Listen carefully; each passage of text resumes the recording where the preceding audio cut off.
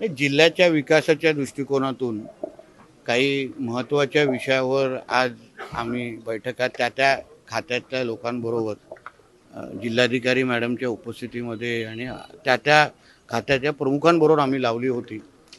त्याच्यामध्ये प्रामुख्याने ताज प्रकल्प जो शिरोडाला येतोय त्या संदर्भात जे काही लोकांमध्ये शंका कुशंका होता त्या संबंधित मी असो केसरकर साहेब असो त्या संबंधित त्यांच्या काही प्रश्न आम्ही सोडवले किंवा मनात जे काही शंका होत्या ते आम्ही लोकांनी दूर केल्या। त्याचबरोबर मग निलेश राणे साहेबांच्या माध्यमातून जे वाळू व्यावसायिक होते त्यांच्यावर ते काही धोरण ठरत निश्चित होत नव्हतं।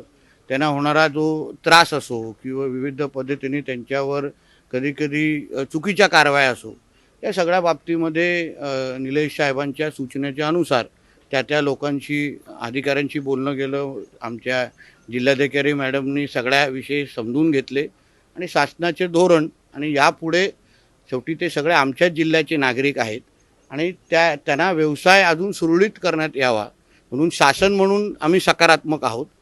आमदार साहेब त्या बाबतीमध्ये आग्रही आहेत आणि म्हणून त्या सगळ्या दृष्टिकोनातून आम्ही आज त्या बाबतीमध्ये मार्ग काढलेले आहेत।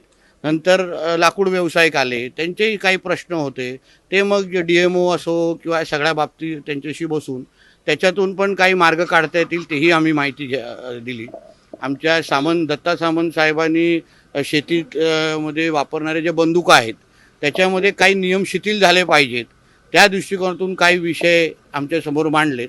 म्हणून एकंदरीत जिल्ह्याच्या विकासाच्या दृष्टिकोनातून जे विविध विषय लोकप्रतिनिधी म्हणून आमच्यासमोर जे विविध शिष्टमंडळ येतात त्यांना न्याय देण्याच्या दृष्टिकोनातून आजच्या बैठका लावलेल्या आहेत।